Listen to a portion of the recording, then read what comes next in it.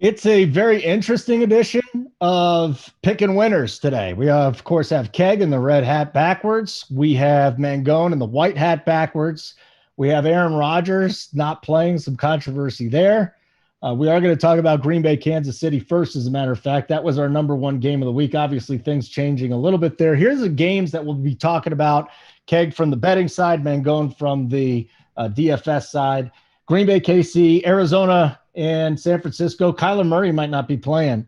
And San Francisco, I believe, has lost 7 straight home games. Fascinating stuff there. Cleveland, Cincinnati, Minnesota, Baltimore, Chargers, Philly, New Orleans, Atlanta, and the Thursday night game we'll touch on with the Colts and the Jets. Before we get going here, I want to remind everybody that the code to get in at Run Pure Sports is RPS Heater 25, 25% off your first payment on a monthly subscription.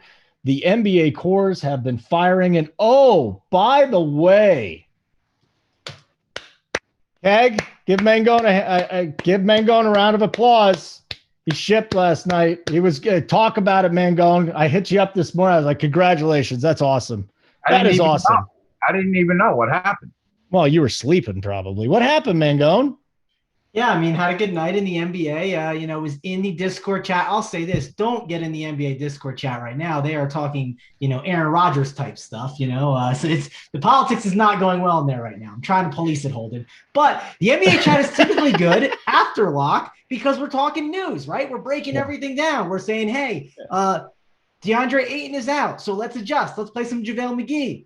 Let's play some Chris Paul. I noticed that Daniel Tice was questionable, and I was like, man, Daniel Tice might not play. So in RPS fashion, Holden, we had the late night Christian Wood hammer, and he got it home for me. He got me like 50 fantasy points or so. So, yeah, it was pretty good.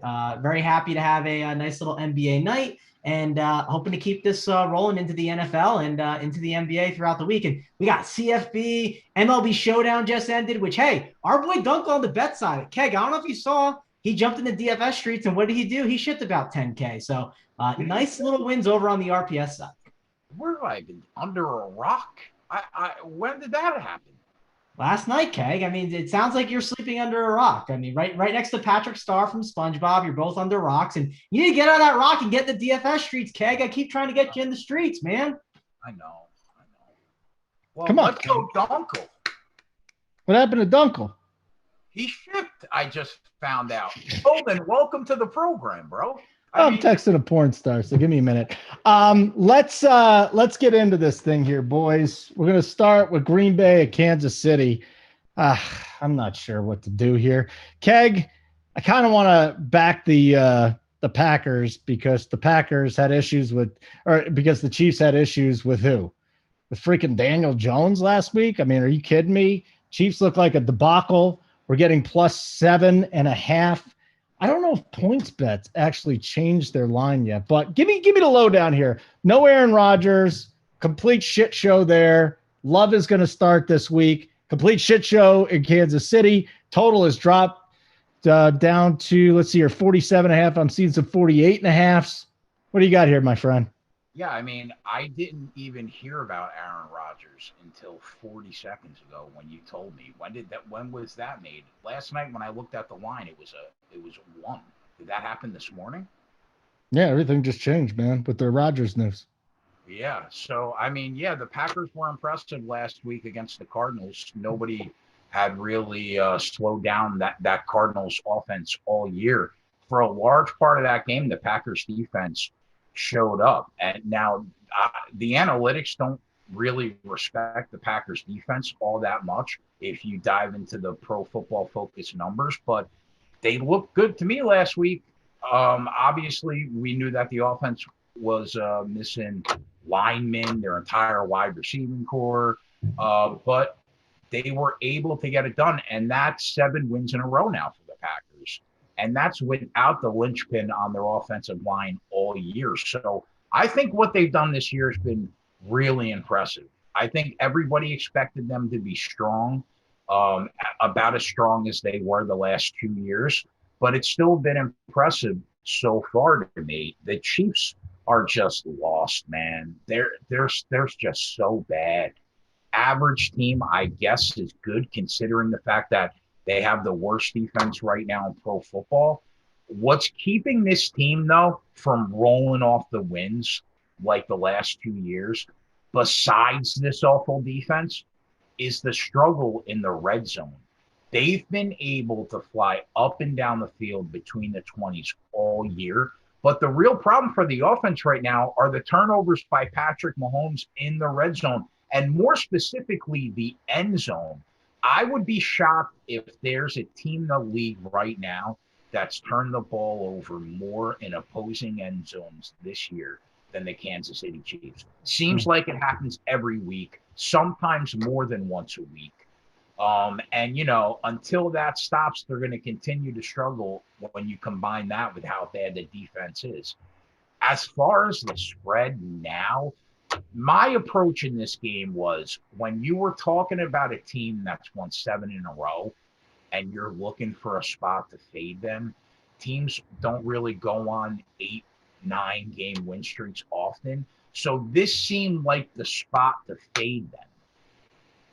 But now that the line is 7, that changes everything. With a hook too, Keg. You can get 7.5. Yeah, I mean, we don't really have a ton of data on Jordan Love, and we don't really know what he's going to do on the field. But I'll tell you what, right now they're hanging 7 at DK. I don't ever want to lay points with the Kansas City Chiefs, but I don't know. I don't know. I mean, all right, if you're got an I don't know, then I'm not betting it. I'll just say this: not a huge trends guy, but the Chiefs are 1-4 against the spread in their last 5 against teams with a winning record, and they're 4-15 in their last 19 overall ATS. They stink. Well, you're right. They stink. What I will say though, right, is if Jordan Love is going to succeed against the defense currently in the NFL, it has to be against the Kansas City Chiefs because they are dreadful. So I don't know. Maybe you're right. Maybe with the hook, I would lean towards taking the 7.5. I think at less than a touchdown, I would probably have a slight lean the other way. But it's so hard to tell when you have no idea what Jordan Love is going to do on the field. As far as the total, I know that the total was 54. It's down to 48 right now. I would lean over because I think the Chiefs are going to put up points because eventually they're not going to have turnovers in the red zone, and eventually Mahomes is going to break through. So I think you're going to get your points from KC. And I think if there is a defense in the league right now that Love is going to be successful against, it's going to be this defense on some level. So I'm going to slightly lean towards the over, which is probably my preferred way to go than the spread. Interesting. All right, let's get to you on this, Mango. And by the way, hit the like button, subscribe to the YouTube channel here down in the bottom right corner. Mango, how do you want to handle this? I kind of like Aaron Jones and A.J. Dillon this week, especially if Adams is back. Adams should be back. But what are we doing with the Chiefs on the offensive side of the ball? Because they have looked disjointed, to say the least, and something's going on with Kelsey, man. I mean, we love Kelsey, right? Kelsey's been a stalwart. He's 7K on DK this week. The price is down. The price is wrong, bitch. 7.8 on FanDuel. What is it? What are we doing here with these guys? Yeah, so we could start with Travis. We are fans of Travis's, right? Kelsey and Mangone on this show. We are fans of Holden, so we got to be, supportive of our boy Travis Kelsey. It's a rough time for him, but I don't know if I need to go there this week. The one thing that did play into everything was, at least against the Giants, like he would be really cheap if he played on Monday Night Football. He would be like 6'4" because of how bad he played. I also think he's playing a little bit hurt. That's one of my concerns. Definitely watching him over the past 5 weeks or so come in and out of games and just getting banged up. It just does not look like he's completely right. So I don't think I need to prioritize him as a spend. Now, in tournaments, if you tell me Travis Kelsey is 5% owned, Holden, I'm in. Like, you got to definitely consider that. So ownership is going to factor into what we do with him. I do think Tyreek Hill is a good play, and I think he becomes a better play than Devontae Adams possibly now because, hey, I don't know who's throwing the ball over to Devontae Adams. It's not Aaron Rodgers. It could be Jordan Love. It could be Blake Bortles. Also, what they could do is they could just try and pound the rock on Kansas City. That's terrible against the run. And Matt LaFleur loves to do that. Like, Matt LaFleur wants to pound the rock. It's just simple. So what's my concern here? Playing Devontae Adams at 8.2K. When I've talked about it all year, Holden, this mid-tier is great. There's a lot of guys that you can always play in this mid-range. So I don't think these Packers are priorities at all. Maybe you can make an argument for Aaron Jones has upside at his price if he's not going to be owned. Sure, I think that's a great argument to be made, especially with a quarterback that could be throwing a lot of checkdowns to some of the running backs like A.J. Dillon and Aaron Jones. But I think Aaron Jones would be the guy you want to go to that could be very low owned at the top. Darrell Williams is pretty decent at that 5.7K price tag. If you look on DK, 5.7 is a pretty good spot for a team that's having a 28 implied total. Now, I don't know what Derek Gore or Jerick McKinnon's role is, but I do think Darrell Williams is in play and in the conversation as a running back that we should be considering on this slate. There are a little bit better options up above in that 6K range, but I don't think you want to ignore Darrell Williams. I think he'll be a guy that's on the cash chart. And then we should talk Pat Mahomes, right? Yes. He's in play. He's playing with Tyreek Hill, Travis Kelce. Those are stacks that you can do that are very viable on this slate. And I think it's fine, but I prefer other quarterbacks right now at this time. A lot of the way my quarterbacks in tournaments get picked are based on ownership and what the implied total is throughout the week. So it's hard to say what I'm going to do now, but I don't want to be on the highest owned stack, right? And if Pat Mahomes ends up being the highest owned guy, that would be a concern for me. So I think I prefer other options to Pat Mahomes, but it's definitely a game that we want to consider, Holden. We want to try and get exposure to it. It's a 48.5 total now. It's not a 54.5, which is massive. It's going to be huge for the entire game and the entire slate. It's going to change everything. Now the highest game on the slate is the Chargers and Eagles at 50. The next highest is 49.5. So ownership might get really spread out now more because of this. Yeah, we'll get into that too. Like button, subscribe. Let's do that. We're doing this show for free for everybody because we love you. That's the first thing. Second of all, Kegger, the bet side. Love the bet side. The bet side, we're going to bounce back big time this week in the NFL, Kegger. You know, we had some wins. I went 0-3 for the subs. Well, on this, the Denver City cast, we crushed it. Huh? We had everything we needed. Listen, bro, accountability matters. You celebrate the wins. You got to be accountable. I shit the bed. Yep. So, but yeah, you're right. You're right. My butt's a little sore from the games too, to be honest. See what happens though? Like, you're making me tout myself last week, then I go 0-3. So don't shut up. Mangone. He doesn't tout himself anymore, right? He's done. He's done touting. By the way, congratulations to Joey off a 40-unit MLB season. He had it was 40 units? And he absolutely crushed it. Holy moly.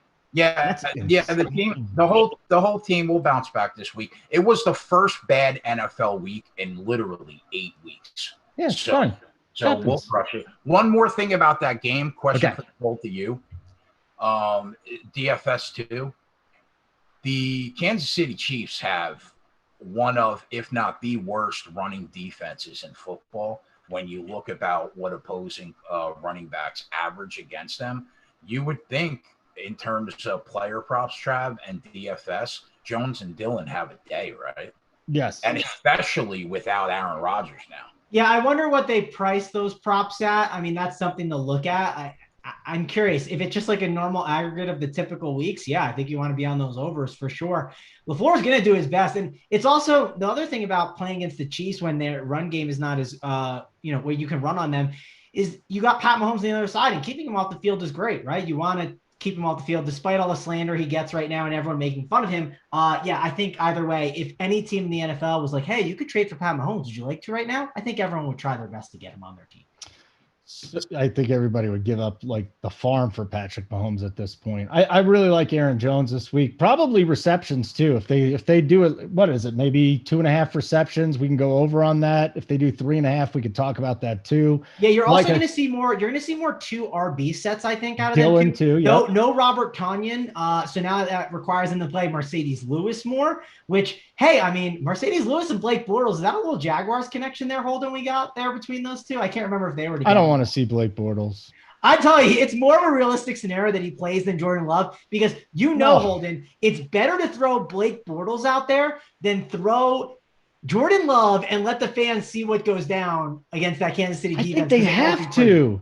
They have to. This is the perfect matchup. It's the worst defense in the history of the world. Yes, but if it doesn't work out, then the fans just slaughter them. I mean, that's fine. I mean, listen, then they're gonna need to franchise Rodgers or something, make him retire. They gotta put this more leverage too. You don't want to show your hand. You Mangone. If this was a really good defense, I would say absolutely. If this was the Patriots, I say okay, Bortles, fine.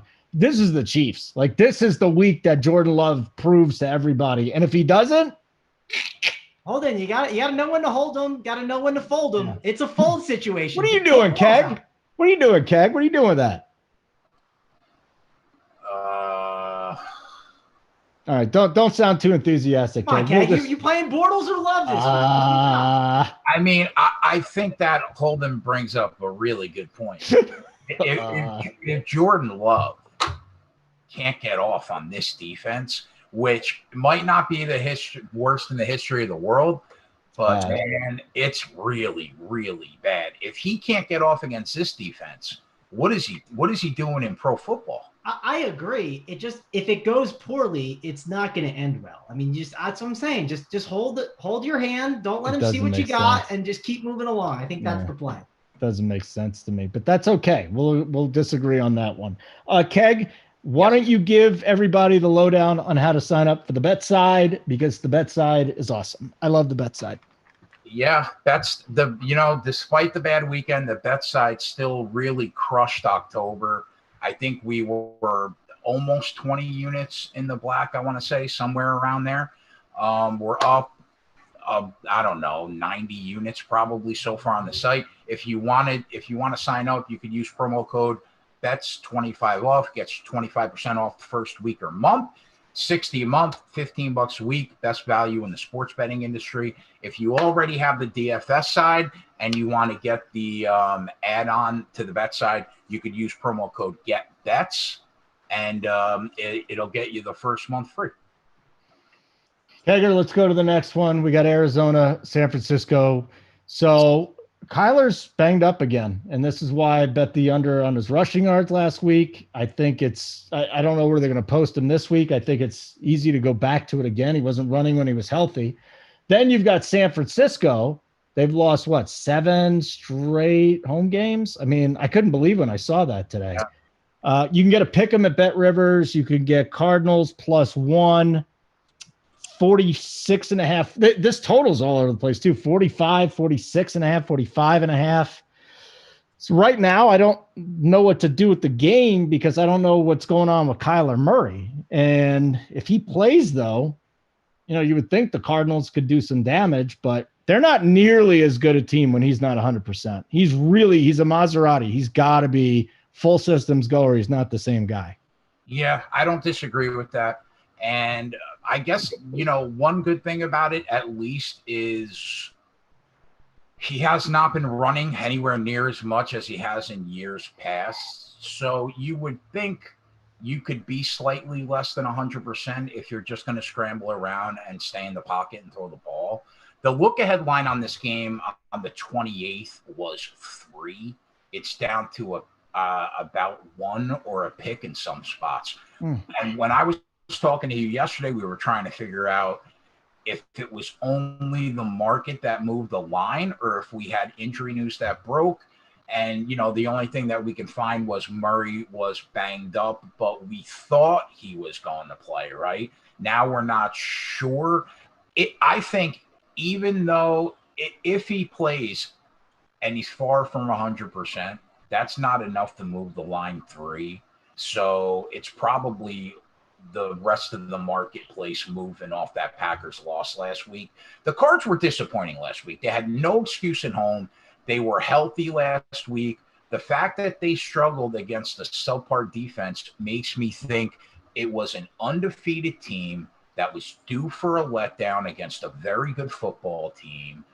And they they let themselves down. I mean, I still have the Cards sixth in my power rankings right now, 4.5 points better than an average team on a neutral field.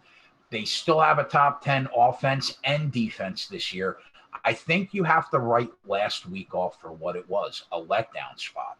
Now, as far as the 49ers, the bloom is certainly off the rose for the first time with Shanahan as a head coach, man. You are hearing people kill him right now. Now, Jimmy G hasn't looked good this year, obviously, but the offense didn't look awful against the Bears. They had almost 9 yards per play against that defense, 500 yards of total offense. So it was a good week for the 49ers offense, all things considered. But I thought the defense didn't look very good. They let Fields run all over the grid. The game was pretty much even going into the fourth quarter. Once the fourth quarter came, the Niners turned it up when it counted. And for the majority of that fourth quarter, their fourth quarter win share was pretty well in hand. But the big picture, I was low coming into the season on the Niners. Nothing I've seen through 8 weeks makes me think my preseason opinions were wrong. I think they're an average football team on their best day right now. And I think at the end of the year, Shanahan's going to have some answers for some of these. He's going to be questioned and have to come up with some answers. Sorry, that's what I meant to say. So even though Murray's banged up, I think the Cardinals are far superior this year. I'm going to disregard the letdown against the Packers. If he plays, I think they get back on track. I'll lean the Cards definitely at a pick 'em or -1 if Murray goes, and there aren't any other substantial inactives going into Sunday. Okay. Even though we know that he's not nearly as good when he's not 100%, and Hopkins is messed up still. Is Hopkins going to play? He's going to play, but he's been a non-factor for the most part. He's just been banged up for a long time now. I think that the total feels slightly low to me, but it's probably because of how good the Cardinals defense has looked on the whole this year. Slightly over 45, though. Mangone, let's just go back to my buddy Eli Mitchell, man. He's 5'8" again on DraftKings.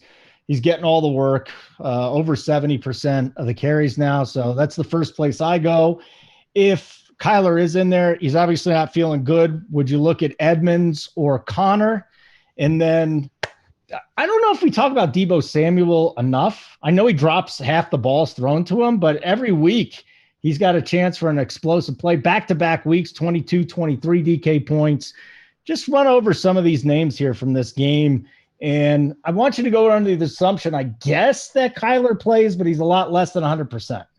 I'm assuming Kyler plays, but I don't need to play him this week. I think it's unnecessary. I'll play him once he looks healthier or once I get a report that says he's like all systems go, right? Holden, that's one thing, we like to rag on you at times, but we got to give you credit. Like last year, you were pretty good on Kyler. You're like, he's back. He's good. And you were 100% right. And it was a really great call by you last year. Definitely helped me out. I can't remember what it was. It could have been something like where cash games that week, people were on him and I wasn't, or I decided to get on him early and people weren't on him. But I remember it being profitable for me. So I do think staying off Kyler right now is the right call. And I also don't want to play this guessing game with this team. I don't want to guess who's going to be the guy. Now, DeAndre Hopkins, though, $7K is a really nice price tag on him. I don't want to ignore that. I think in tournaments, it's someone that you could mix and match throughout your teams, but this game is not one that is on my radar a ton. It's a 45 total. I also don't think I want to pay a 7.8K price on Deebo Samuel, even though he's been phenomenal.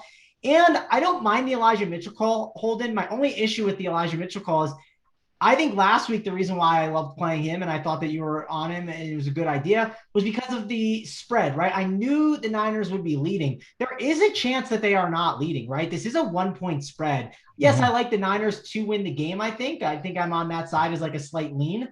But my big concern is at the end of the day, Vegas is normally pretty right, and it's pretty close here. And they're technically dogs at home. So Elijah Mitchell could get a really bad game script. But I do think at 5'8", he is in the conversation. He's a good play, but just understand that the game script risk is there. If it doesn't go his way, it could end poorly for him.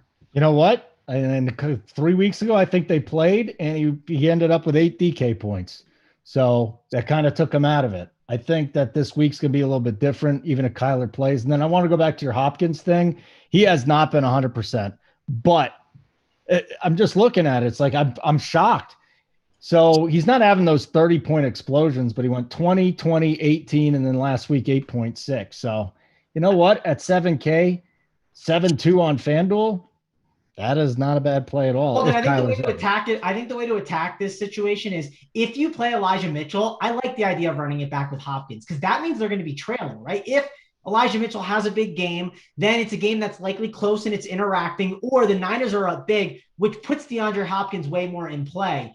And yes, he is hurt and banged up. Could Elijah Mitchell have a good game and Hopkins doesn't have a good game? Yes, of course, that could happen. But the likelihood of both having a good game together is way higher than just picking and choosing when to roster these guys. I think that's the best way to approach it.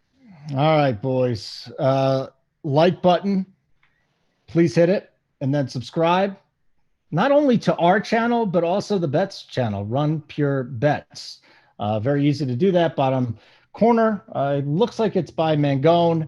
It's a sideways triangle. Just go and do that. Subscribe to our channel. And again, get to the bets channel. I think the bets channel actually has more subscribers at this point. They are absolutely crushing it. So love to see that too. Okay. Our next game is going to be Cleveland and Cincinnati. And pardon my French, but what a shit show. The Browns are back to being the Browns, man. Nobody Browns like the Browns. It's them. It's the Washington football team. It's constant. It's constant distractions.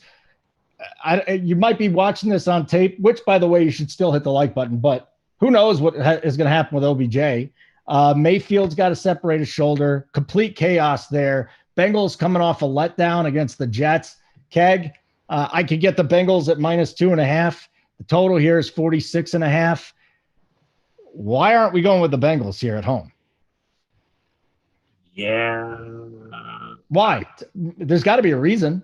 No, listen, after watching the Browns for the last month, right, they don't appear to be as good as I initially thought. If you take a look at the games that they won this year, they beat Houston, Denver, Chicago, and Minnesota. That's not a great look. The loss they took against the Chiefs looks worse every week. The loss they took against the Chargers looks worse every week. And the Steelers are a below average football team. So, I mean, the Browns defense hasn't looked good since week 4. Like the 15 points that they gave up to the Steelers doesn't mean a whole lot because Roethlisberger is awful now. So I don't know, man. The stock's dropping every week on the Cleveland Browns. Granted, I do think that they've been dealing with injuries. I understand that. But I'm not as high as I was on the team in the beginning of the year. I had them 4 points better than an average team going into week 1. Now going into week 9, I've downgraded them 4 points. Wow. So they're going in the wrong direction for me. The Bengals, dude, almost made me break my computer and flip the desk about a half dozen times on the show on Sunday. One of the most frustrating bets that I made all year. Watching Mike White open up 9 for 9 against a defense that's been very good all year was beyond frustrating. Watching the Bengals intercept multiple passes that yielded no points, frustrating. Watching Burrow, some of the throws Joe Burrow made in the red zone literally made me say out loud, is Joe Burrow shaving points right now? Like, I actually said that out loud. It was absolutely brutal from the opening kick to the final whistle. To lose that game outright, there's just no excuse at all. I thought they would destroy the Jets.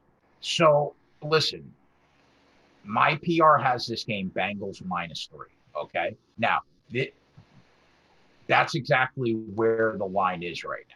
So I don't see a ton of value right now in the game. However, I'm going to hope that the Browns take money because if they do, I'm probably coming right back with the Cincinnati Bengals off that horrific loss that I took last week. But I just want to see if the Browns take a little bit of money first. So as of now, I definitely lean Bengals.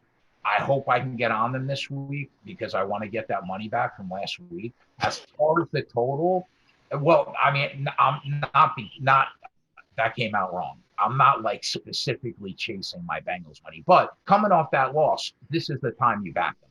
So As far as the total, I lean under. I think the Browns' offenses look very bad.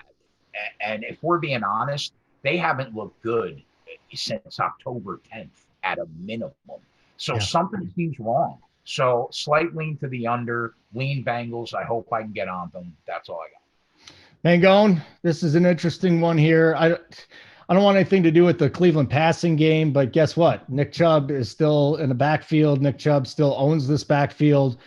So that's a good sign, at least on the Cleveland side. Jamar Chase is now getting, at least last week, he got double teamed, and we saw what happened. It was the T. Higgins show. Love T. Higgins, made a remarkable one-handed grab. Problem is, we really haven't had a ceiling game from him. A couple 13-point games the last 2 weeks. And I really don't see any reason to talk about tight end here unless you do. Anything with Joe Burrow, anything from this game that's tasty in DFS? No, I mean, I want to stay away from this game just like the Browns want The Odell whole Beckham to thing. stay away from practice. I mean, this is not a game I really want to play too much. I think I'm kind of out on it, but betting wise, like I do think this is a really good number, like 2.5. I want to be on whatever side has the hook, right? Like I'd be on the +3.5. If it was +3.5, I'd be on the 2.5. It was the 2.5 for the Bengals. And one thing to mention with the Bengals, it does feel like feels like the Jets was an easy spot for them just to fall asleep. It's a young team, had their swagger, right? They just beat the Ravens, and they didn't just beat the Ravens. I mean, boy, they beat the Ravens good. So they were probably feeling themselves a little bit. Like Anthony Edwards in Hoops talked about this, right? With the Timberwolves, they beat the Bucks and they were feeling themselves, and then they played the Magic and they crapped the bed. It's like that happens with a lot of young teams, and this is a young team. So I kind of expect them to kind of figure it back out, go up against the Browns, kind of refocus. And I like them to win this game. Now, I think it's going to be a close one, though, because I do think the Browns, they have a good offensive line and defensive line. Those are things that matter a ton in football. And I think this game's going to be a close one. It's going to be a grinded out game. And it's going to be one I'm not trying to load up on in DFS. If you want to, create a stack, right? You think the Browns are leading, you play a Chubb with a Burrow and a Chase. Sure, you can do it, but there's better games on this slate. I know it's a 47 total, but I kind of like the under here. I don't think this game shoots out too much. Yes, they have Jamar Chase, who's super talented at 7'6". If you just want to play him and buy the talent, that's fine. But I just don't see myself going that way. You got to fade some games in DFS hold. I mean, you've done these shows enough with us, I think, to learn like there's just games that I don't think I need to get a piece of this one and get a piece of Cross that it one. It's off. just I am gonna stay away from this division game and look at some other spots. Yeah, the one game I like is the one thing I like is the Nick Chubb, but we'll see if we even end up on him. So It here, is cheap at 6-7, Holden. It's cheap, but the way DraftKings scoring is, especially with PPR being important and the way the league is gone, like I don't know. I don't think he's going to be a priority for me. And there's other guys in that range that I would prefer to go to, I think. okay, so the next one, you know what, Mangone, since there wasn't much from that one, let me go to the next game and just head to you, and we'll get Keg's thoughts on the Ravens and Vikings in just a minute. What do you want to do with Lamar Jackson against the Vikings? What do you want to do with Dalvin Cook against the Ravens? What do you want to do with Justin Jefferson, Adam Thielen, who blew up, and then Rashad Bateman? See, there's a lot of interesting plays in here. I just wonder if this is a game you cross off or we can dig up some gems. Mark Andrews, too. I personally think there's some bits and pieces in here that I like a lot. Yeah, it's definitely not a bad game to target, right? If you think the Ravens are going to be leading, well, Kirk Cousins from throwing from behind to Justin Jefferson and Adam Thielen, and like the other guys they have there are KJ Osborne, Smith Marset, Conklin. Like those aren't massive threats where the thing to like about the Vikings is when they're losing, you know where the production's going. The question is, do you want to spend the price tag, Holden? Do you want to spend 7.5 on Justin Jefferson? Like that is a hefty tag, but that could come with depressed ownership and be a really good tournament play.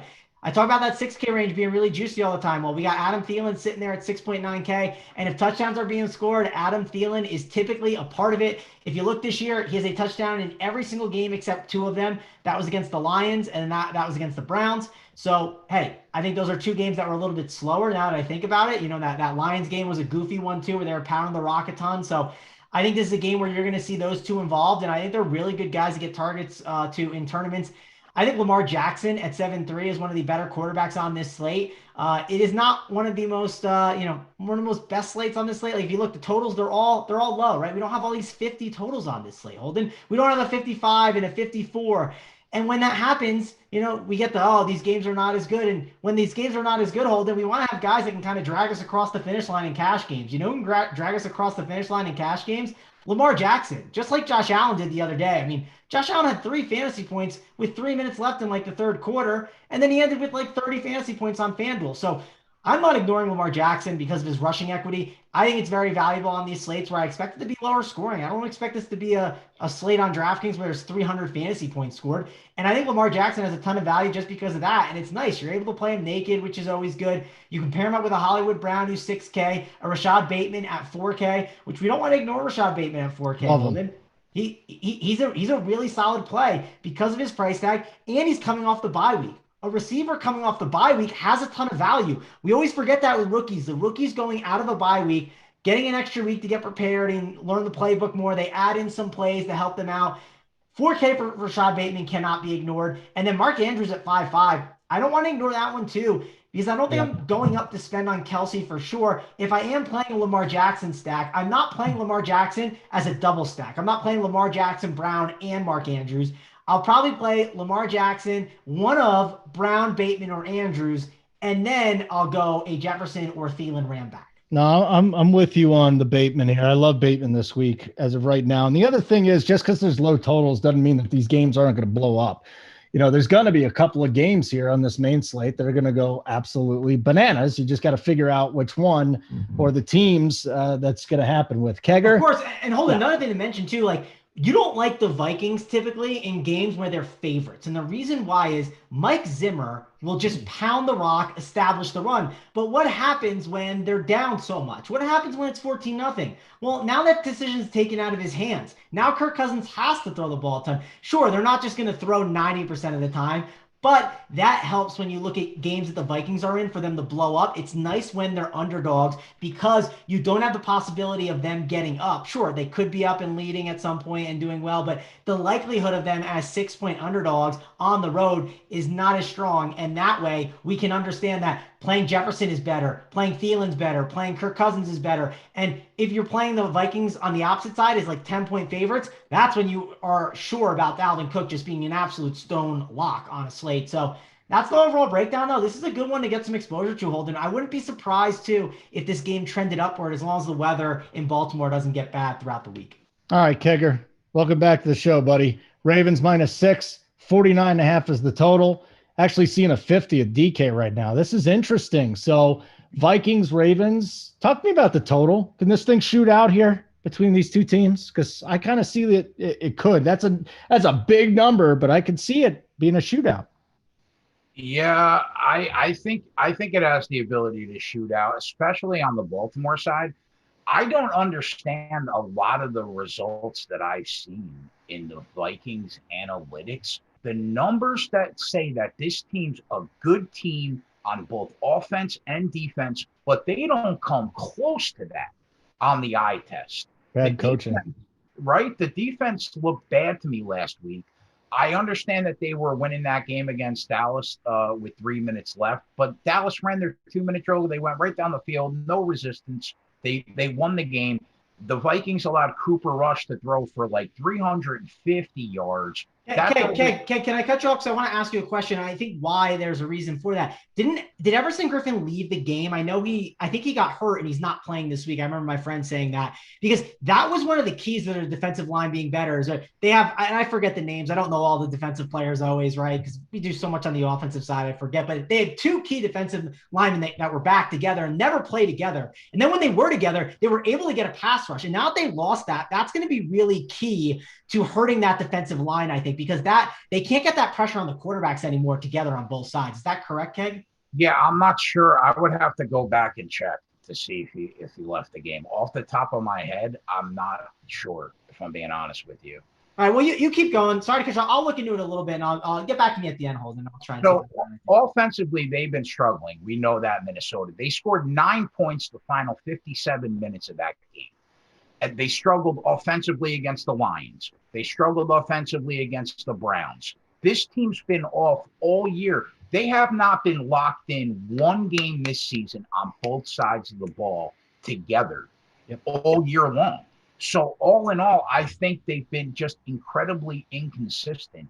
And until we see consistency from them, they're a hard team to back. Now, the Ravens, who historically are a great nail and bully, they've looked very consistent this year. We know that. They've won 5 in a row going into that Bengals game, a team that they normally destroy every year, twice a year in division. So it was the definition of a letdown spot off 5 straight wins.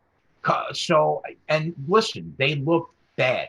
The offense never really got out of the gate. We know that, especially like they tend to do when they're a perceived bully. The defense was abysmal. They let Cincinnati get whatever they wanted in that game. So I'm throwing that game out.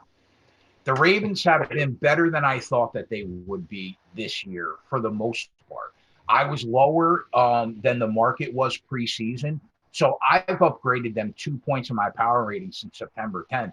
And I think that they get back on track this weekend. As far as the spread, my PR says that this game should be 5.5. And right now, I'm sorry, 6.5. And right now it's at 6. So there's small value, I think, on the Ravens. But given the fact that the Ravens are coming in off a bye with an extra week to prepare, coming off that letdown, I have to lean towards the Ravens here, especially when they tend to bully these inconsistent teams, and especially at home.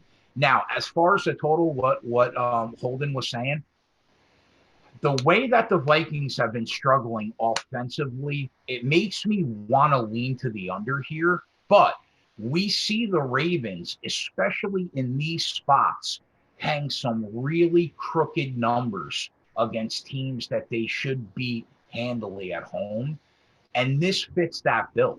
So I'm going to lean over, even though I'm not sure how much of that number is going to be contributed by the Minnesota Vikings, but I'm still going to lean under.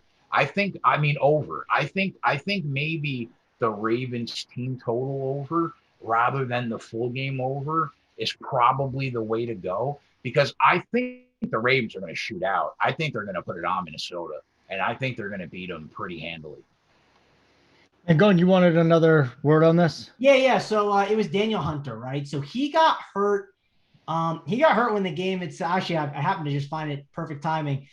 He stayed in for 4 more plays, came out to 2, and then went back in for a key third down. Vikings got the stop. Dallas kicked the field goal to make it 7-3. So that's when Daniel Hunter went out. I don't know if like that's when it was 7-3, you noticed anything changed there, okay? But I think this Daniel Hunter injury is going to be a huge loss in the defense. And then what's that going to allow is that's going to allow more pocket presence for quarterbacks to be able to sling it back there. And I think you're going to see these Vikings games shoot out a lot more like they did at the start of the year. Remember, all those Vikings games were just going absolutely nuts. Now these Viking games are ones that we want to be ahead on. So I want to be ahead this week. I think I'm going to be on Lamar Jackson stacks with Jefferson and Thielen ran back, at least one of them. And then I'm going to make sure I have Marquise Brown, Mark Andrews, or a Bateman, at least one of them. I don't know if I want 2 of them. I don't know what constructions look like. I'll have to run the optimizers and see what works and see what fits for everything that I want to do. But right now, the more we talk about it, that might be my favorite stack of the week. Oh, we found one. All right. So, ladies and gents, bet side. If you're going to get the DFS side, you might as well get the bet side. If you're going to get the bet side, you might as well get the DFS side. 25% off your first payment of a monthly installment off $80. So off $100 would be what? $75 for the first month for bets and DFS. All sports. RPS Heater 25. RPS Heater 25. Again, Keg, listen, coming off a tough week, but he's been one of the most profitable football bettors out there.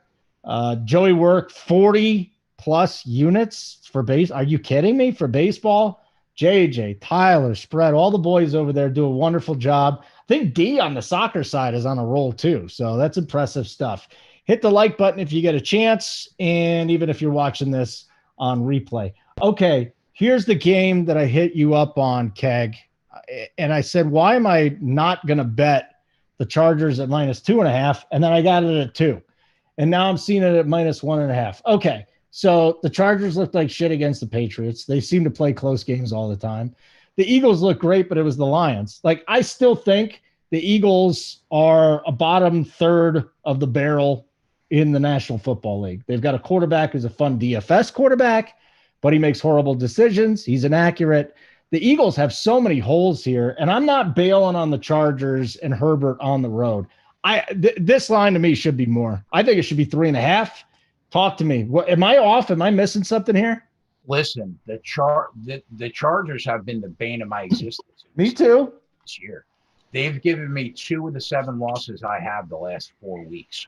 So I mean, I thought that they would look so much better than they did against the Patriots when you consider the talent discrepancy on those rosters and the extra week that they had to prepare. I don't understand some of the struggles that this team is having offensively. Like, maybe you guys can help me out, because some of the mistakes from Herbert the last couple of games are not what you would expect from somebody that's as gifted as he is.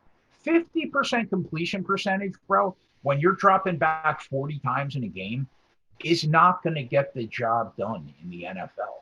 Now, the offensive line didn't look great again. Obviously, he threw the 2 picks. The most frustrating part of the bet, Kush, and for both of us, the line opened 6 last week. We wait all week. We get the best number, which was 3.5 at kickoff, and we were still on the wrong side of the bet. The Chargers are they're frustrating right now, man. And I don't have an accurate read on this team right now. But now the Eagles were the nuts last weekend. Credit to JJ. I know he didn't put it on the spreadsheet, the Eagles minus 3.5, but he loved them, and they were the nuts. And the Lions are bad, man. I know Jared Goff is bad, but the Eagles held the Lions to less than 40 yards per play, which in 2021, that's pretty good. They completely controlled the game, moving the ball on the ground. Hurts only dropped back 14 times for like 110 yards. The Eagles are basically dead middle of the league right now, both offensively and defensively, on a lot of PFL and Football Outsider numbers. So I guess most metrics say they're an average football team right now. I have them in that 2021 range of my PR right now. Listen, I have the Chargers 5.5 points better on a neutral, which would make this line 3.5. So I agree with you. I think the Chargers are the right side, but fuck me, man. It's hard to take them right now. You know what it was? It was the Cowboys game. It was the Cowboys game, and it was last week. And I still haven't learned my lesson, and I just cannot back the Eagles. And the Chargers got to snap this little streak here, and it's going to happen this week. So that's my bet. I agree with you. I think they're the side. But you can't do it. I don't know. I can't do it on Wednesday. Yeah. Slight lean to the under, but not enough value to bet it. Yeah, it's just the girl you keep going back to. It's amazing. Yeah. She keeps disappointing. Mangone, is there any DFS goodness in this game? Start with the Chargers side, maybe. Herbert struggled the last couple of games. Austin Eckler, obviously an elite play every single week. Keenan Allen, I want to know if Mike Williams has a pulse, because he needs to get back into the swing of things here. Goddard is very cheap on the other side at 4.5. What's your take on this game from a DFS perspective? Yeah, I didn't know we were Eskimo brothers. I mean, this is a team that I went back to, right? Like, this is my team last week. Hold on. You know that is not what an Eskimo brother is, right? Yes, it is, because that's the girl that you keep going back to. I'm going to go back to the Chargers. Yeah, but this is a football team, not. Yeah, I know. It was an analogy. The expression that you said it's the girl that you keep going back to. But that was an analogy. Last week, the Chargers were my favorite stack. I mean, it's possible we've had sex with the same girl. Highly doubtful, though. Hold on. But you're the one who said that. Yes, Keg. Going back to. So it's Keg wants to chime in. I'm sorry. I'm just stunned. I don't mean to have my hand up. The Eskimo brothers threw me for a loop. Sorry.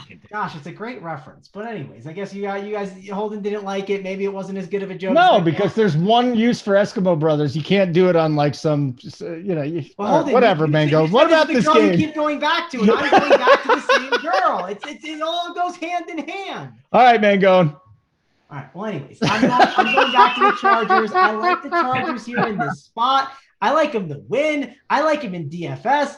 I want to buy on like smart talent, smart coaches, smart players. Like I just think that that's what we have here, and I think the Eagles are a bunch of donkeys. I don't like the Eagles coach. Brad, I don't like Jalen Hurts.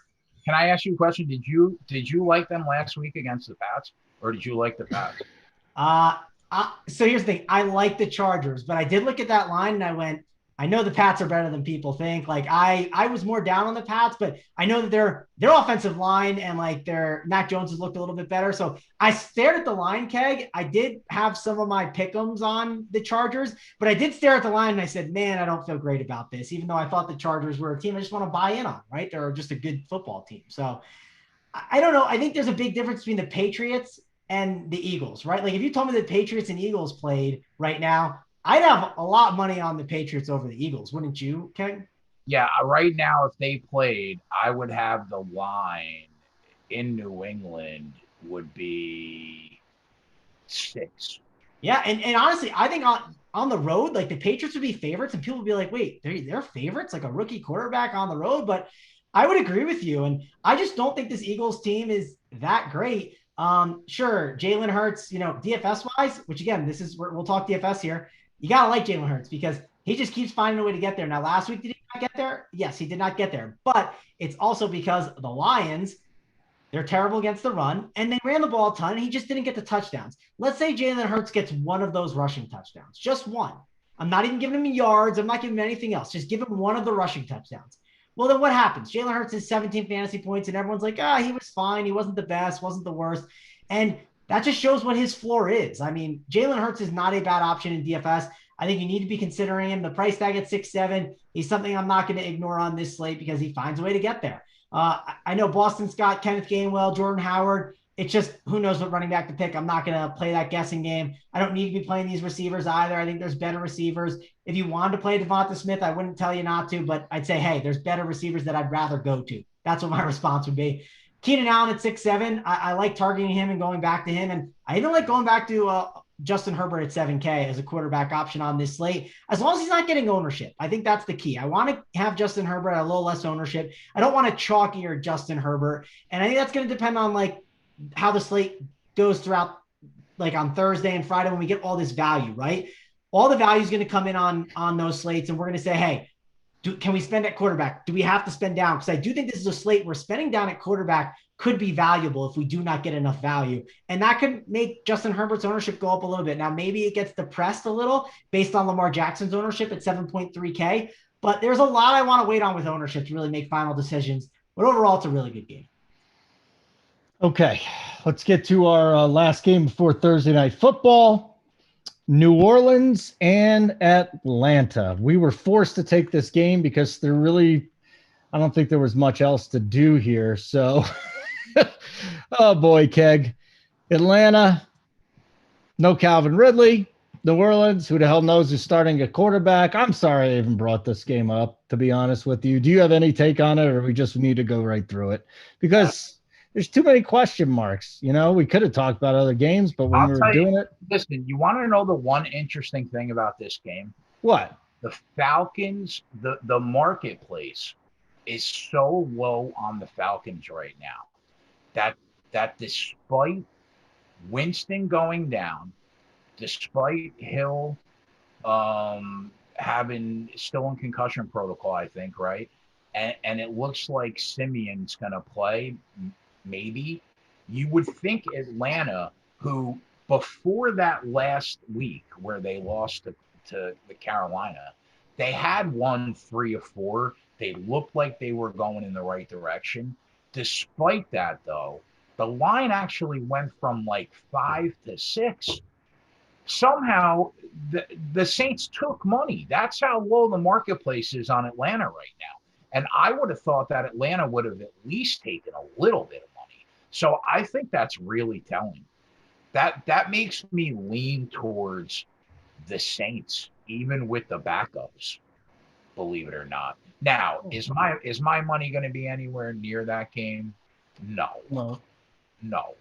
But if people are looking for an angle, I would personally lean the Saints based on the early movement that I saw from the line. Okay. All right. Do we want to do anything with DFS in this game? There's got to be something like Pitts can bounce back, can he? Although they covered him with a corner last week, and that kind of worked. And a lot maybe Lattimore goes there. Matt Ryan, Taysom Hill.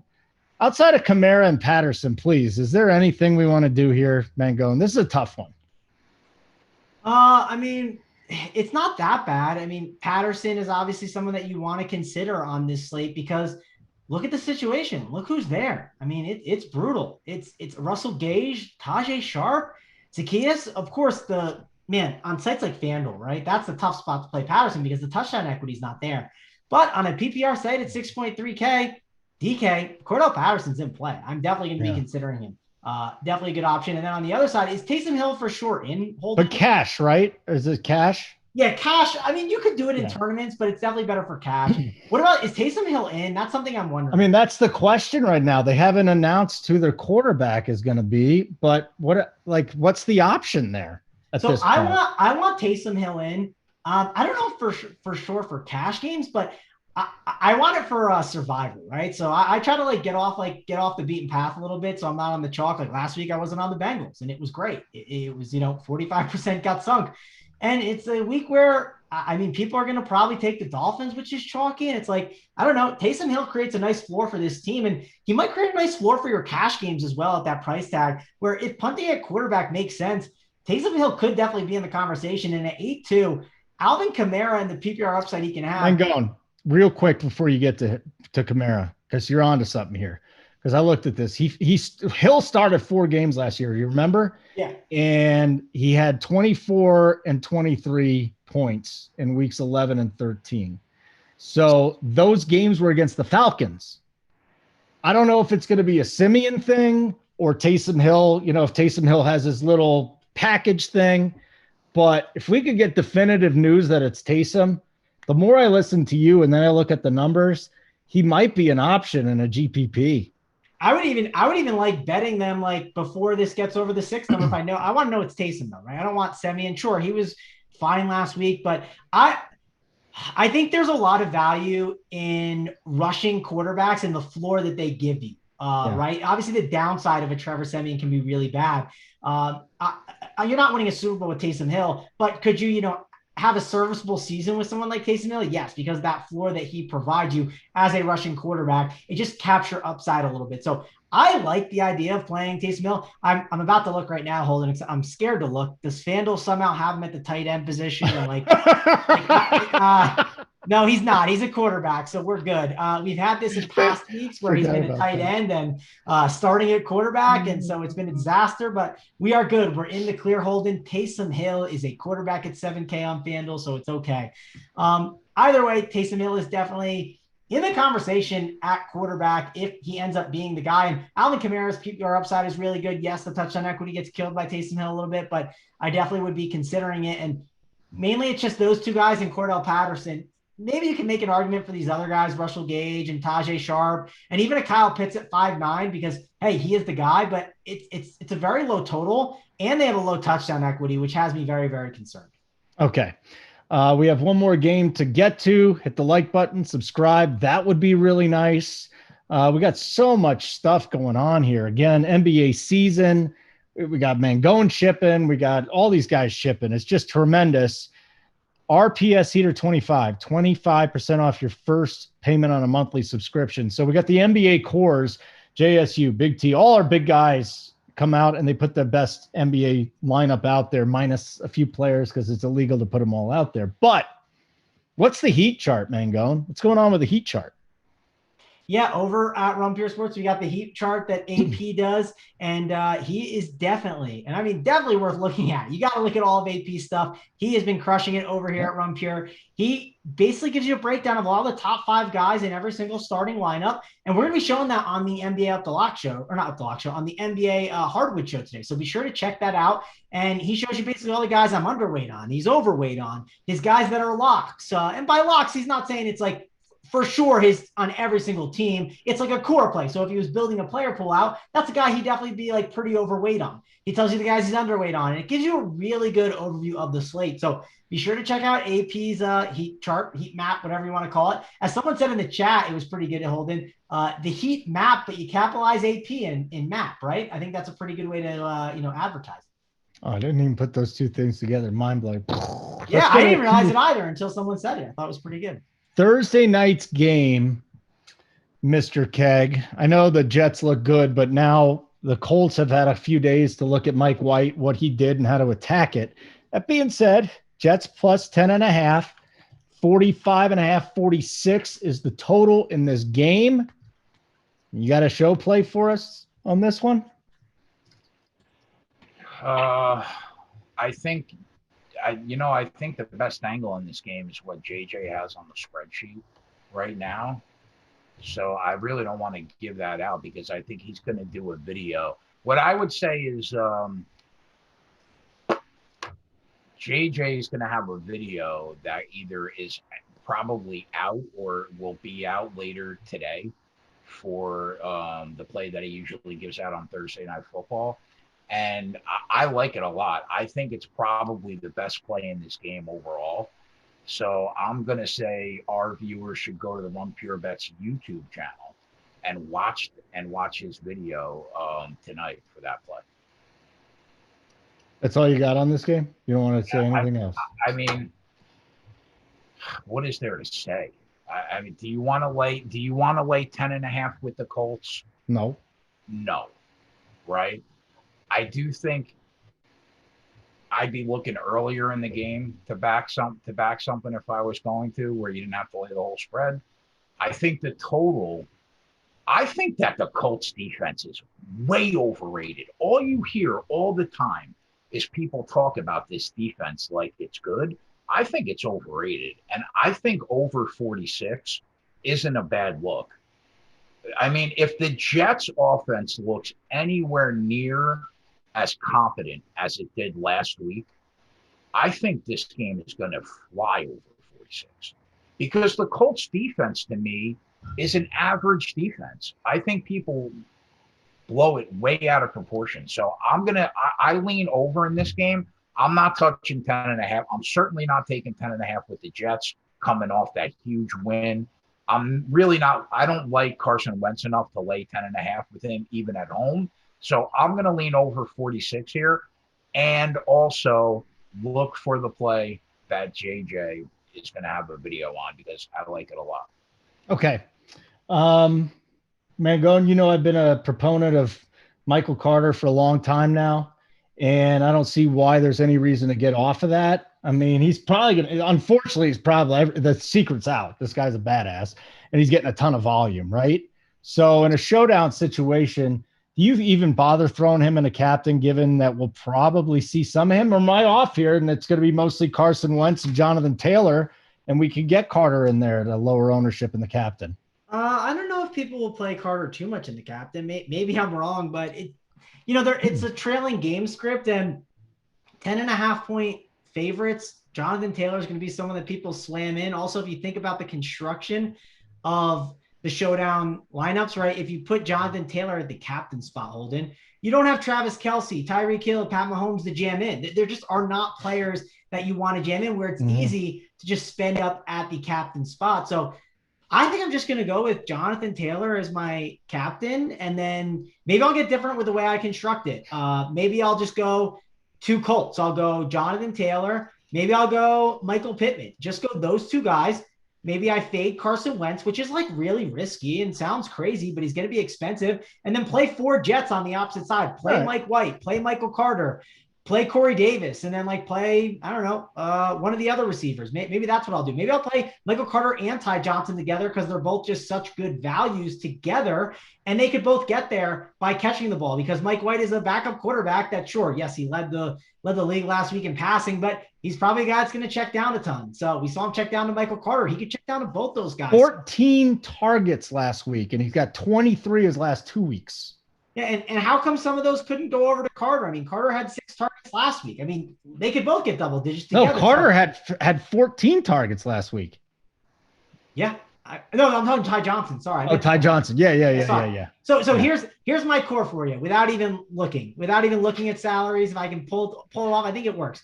Jonathan Taylor, captain, Michael Carter, Ty Johnson, and Big Mike White. Those are 4 guys I might look to build on a team. I don't even know if it works. I haven't looked at the salaries, but I assume those running backs are cheap enough where you're able to make it happen. And I think Elijah Moore's in the mix too. I'm a big Elijah Moore guy this week. I might actually bet him for an anytime touchdown.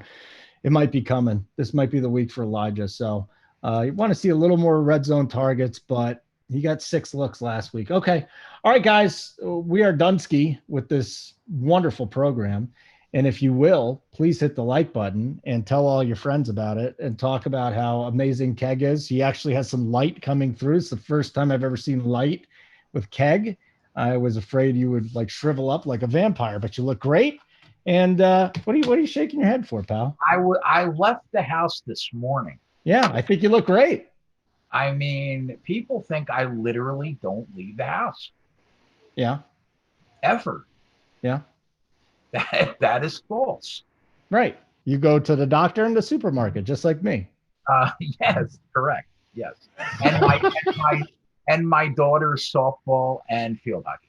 That's it. All right, Kegger. We're out of here, buddy. Mangone, wonderful to see you again. Just be on the lookout here. We got a whole bunch of content coming. Yeah, Simon just said Corey Davis might miss tomorrow. Absolutely. And then if Davis is out, then it goes Crowder, Elijah Moore, maybe even a little Keelan Cole. You can get crazy over there. Mangone, anything? What are you doing today? You on a free show? No show for me. I'm good the rest of the day. I'll be doing the cash chart for the people as always. And I'll be on Thursday with you, Premium. I'll be doing the Thursday Hardwood show, the Friday Hardwood show. We'll be bringing in all the winners and we'll bring it in the CFB and into the NFL Sunday. All right. Wonderful. Thanks for watching. Appreciate it. Like button on the way out. Simon, thank you for running the show and please get us out of here.